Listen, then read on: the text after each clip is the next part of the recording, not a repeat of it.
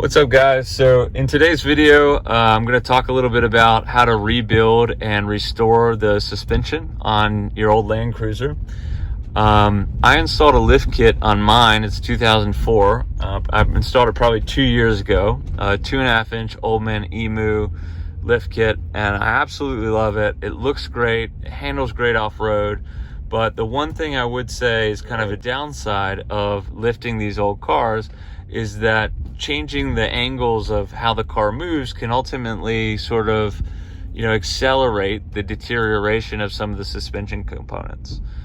So for me, kind of progressively over the last 2 years, I've noticed that things are really a lot looser over bumps, a lot sloppier, and it's kind of bad. It's to the point where, when I hit a pothole, it's like jarring almost.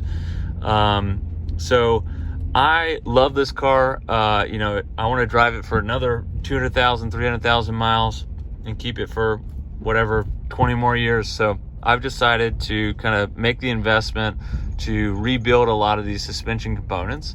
And I'm going to do a DIY kind of series of, for each kind of component, I'll do a video. I'll walk through how to change it, what the part numbers and things like that are. But for this video, I'm just gonna give you a brief overview of what all those kind of major problem areas are for these cars. I've done a lot of research on it, so I'll share some of that and just some general, to give you some general ideas of how you might do this yourself. And then, as I build out those individual videos, I'll kind of include links to them in the description here.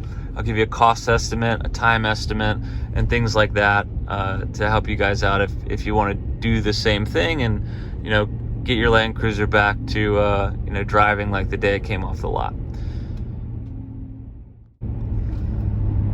All right, so the first area I want to talk about is control arms. And just starting in the rear, you have lower control arms, you have upper control arms, and then behind the rear axle, you also have a panhard bar. And each of those bars, the 5 of them, have 2 bushings on either side of them that can be replaced with OEM bushings fairly easily.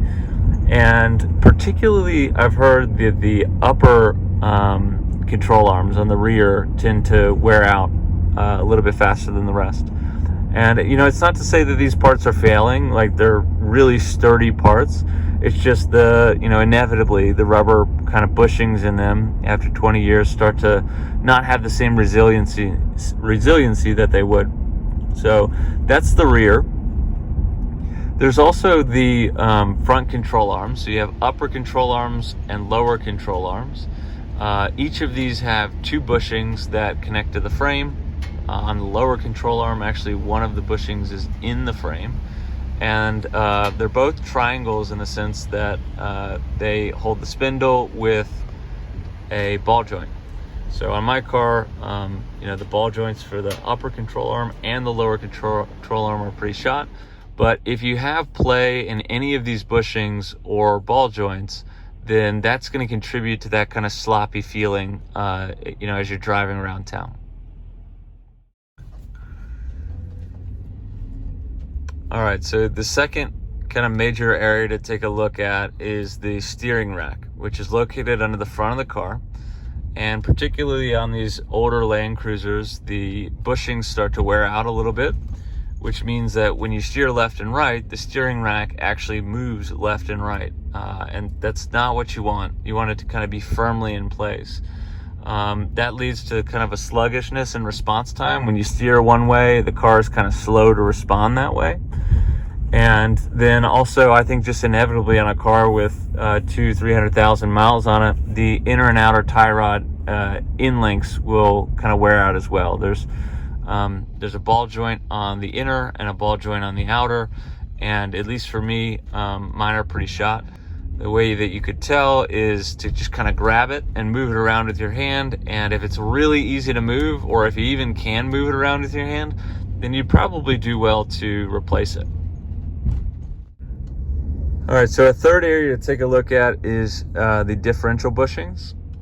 Particularly for these older 100 series Land Cruisers, this this can become a real problem in the form of what's called a driveline clunk, or it's kind of like a jarring when you shift, even if you're not moving, when you shift from drive to reverse, it feels like the gears kind of slam into place.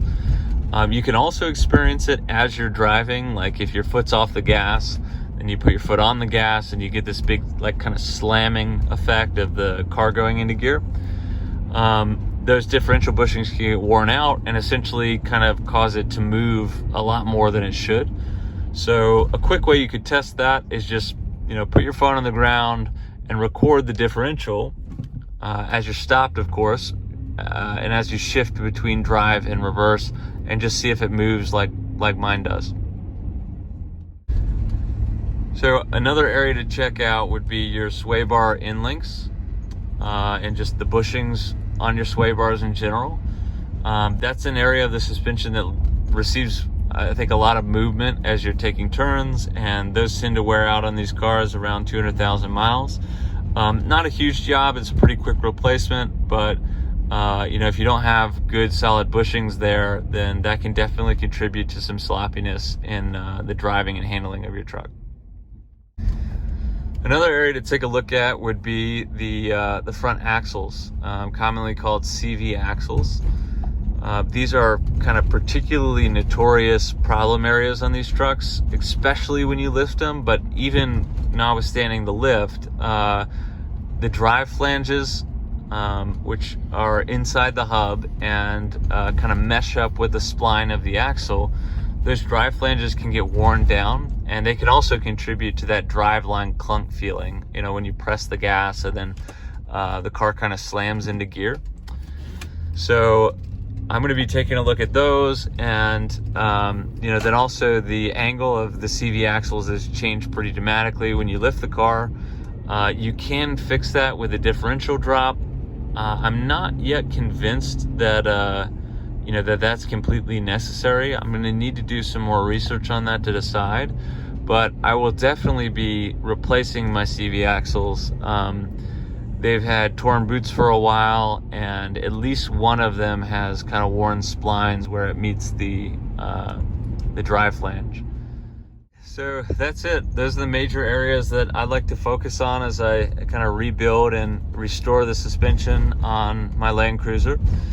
I might also take a look at the engine mounts, which there's two of them, and they tend to wear out a little bit around this time, but that's more of a comfort thing. It can kind of like reduce vibrations in the cab than it is anything to do with drivability. And then I'll also probably take a look at my bearings, because I think they're original. So a way you could test them is to lift the wheel off the ground, grab it at 9 o'clock and 3 o'clock and kind of shake it. And if you get anything more than a little bit of play, then they probably need to be replaced. So I'll take a look at those as well. But anyways, like I said, as I do these DIY videos, I'll kind of include the links to them in the description of this video, and hopefully kind of build out a full kind of set of how many hours each job costs, and how many hours it takes and how much it costs. I'm going to use all OEM parts and kind of take my time with it. So but yep, that's it. Wish me luck, and thanks for watching.